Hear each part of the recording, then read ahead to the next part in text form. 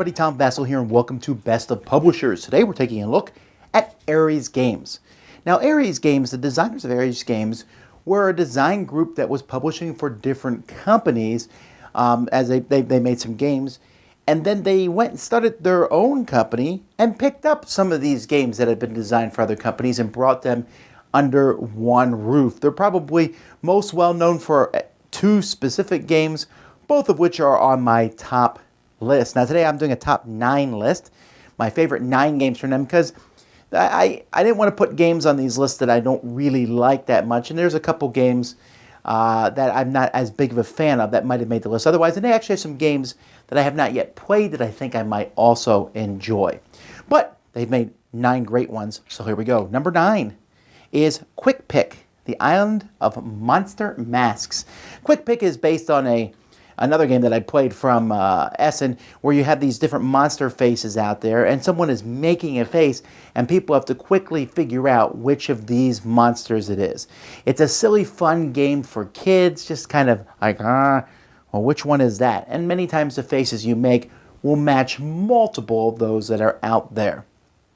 Number 8 is Micro Monsters. If you've ever heard of Micro Monsters, think Tiddlywinks with rules added. Now this is, again, one of the ones that was a remake of the original game, Mutant Monsters, or I forget what it was called exactly. But you have all the different monsters, you against someone else. And on your turn, you're going to snap them like Tiddlywinks, where they will land on the board somewhere, and hopefully on top of other pieces. But sometimes they can do special things, sometimes they have special attacks. It's not that complex, it just takes Tiddlywinks and turns it into a war game. That's Micro Monsters. Number 7 is Galaxy Defenders. Now this one's lower on the list for me because it's a fine game, but there are many other games that do this kind of thing better. This is where your spaceship lands and aliens are come after you. Mr. B Games also made a version of this. Project Elite is, of course, one of my favorite games in this genre. This one is possibly too complex and maybe a little bit too much going on, but the theming works pretty well. And if you want a more in-depth version of this style game where you land, let's fight off the aliens, then you'll probably enjoy this one. Number 6 is Jolly Roger, the Game of Piracy and Mutiny, which is a really long game, a name for a game that's not that complex. You are all working together. This is like a pure game of negotiation. It's kind of chaotic and silly as you are trying to figure out who's going to be the captain, who's going to be the first mate, is the captain going to flog the crew, and all kinds of weird things, Is there going to be a mutiny this turn against the captain, and there will be a new captain? A lot of silly, funny, piratey stuff going on, and you're trying to collect different loot to have the most points at the end of the game. Number 5 is one of the 2 games I mentioned that they're probably best known for, and that's Wings of Glory, which was originally called Wings of War. Now, Wings of War was the original game that many games have branched off from this. Probably the most famous one, of course, being X-Wing. But in Wings of War, the very first edition was a World War I game. Wings of Glory has a World War II version also. And in this game, you are flying planes around the board, but your planes are cards, although you can buy models for pretty much all of them, which look better than the cards. And then you are playing cards, and on the card, it shows you how far your plane maneuvers. Now, this is a somewhat slower game than X-Wing, which had very long, and so the X-Wings are flying around. And X-Wing is probably a superior system to the Wings of War, Wings of Glory system, but the Wings of Glory, all you needed was the cards, right? You needed a deck of cards with your movements, and you were going to decide which ones you're going to play each turn. A lot of really cool features to this game, and it brought this whole flying airplanes around into kind of a simple area where many of the games, I thought there was many games that are much more complex that I thought were problematic because they just took too long. Hey, we just did a minute of dogfighting in 5 hours. Wings of Glory, my number 5. Number 4 is Comics, which sounds like comics. This is actually a really good party game where you're building a page of comics and then telling a story. Okay, that's silly fun there in of itself, but you have to tell the story to other players. It has a good voting system to keep one person from voting poorly, so they're not, just to make sure that someone loses, you want to try to vote for the actual best story. And it's just a fun idea to make your own story up with comic panels. Comics.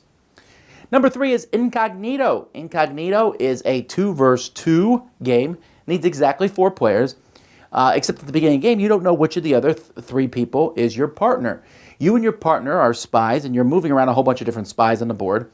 And you're moving these spies around, and you have to figure out which of your opponents is on your team. And then knowing who they are and knowing who you are, you work together to accomplish a specific goal. First team to do that goal is the winner. Trickier than it sounds, very fascinating. Some cool pieces, especially a randomizer machine that you would have to see. That is Incognito. Number 2 is the other game that they are most famous for, especially in the board game community, and that is War of the Ring. War of the Ring takes the entire saga of the War of the Ring trilogy and brings it into a board game version. One person is the light side, the good side, taking Frodo and party and trying to get the ring into Mount Doom. The other person is playing the Nazgul, hunting them down. Both sides are controlling huge armies all over the board, fighting each other. There's political maneuverings. Many of the factions aren't even in at war at the beginning. To get the dwarfs to join up, for example, takes some work to have them join the one side in the fray. Very cool game, lots of pieces, uses a nice dice activation system. This was originally published before Ares. The Ares got it. They made a very nice version of it, and then a super deluxe version of it. A great game. But my favorite game from Ares Games is Battle of the Five Armies, which is actually slightly less complex than War of the Ring, but I like it. It's a focus on a single battle, the battle at the end of the Book of the Hobbit. And there are all the main characters, from the Eagles to Bjorn, different goblins, and the setup is just really fun. The combat is neat, where it tries to encourage both having a lot of the same unit and having diversity of units. It's really, I shouldn't say it's simple, but it offers a depth, but also plays under 2 hours. Just really cool, and of course miniatures, just like War of the Ring. Both great games. So now I have The Hobbit as a game, and I have War of the Ring as a game. So we'll see where Ares goes in the future. I do like the fact that they're very strong, usually, in theme in their games. So even when it doesn't work, like last Friday, I think I'm always excited to see what they have next. So those are my favorite Ares games. Tell me what yours are in the comments. Until next time, I'm Tom Vasel, and this has been Best of Publishers. Thanks so much for watching the Dice Tower videos. Find more great videos and reviews, as well as our top-rated audio podcast at Dicetower.com. You can also find other great shows at Dicetowernetwork.com. I'm Eric Summerer, and you've been watching The Dice Tower. The Dice Tower is sponsored by Cool Stuff Inc., where you can find great games for great prices. Cool stuff in stock. Check them out at CoolStuffInc.com.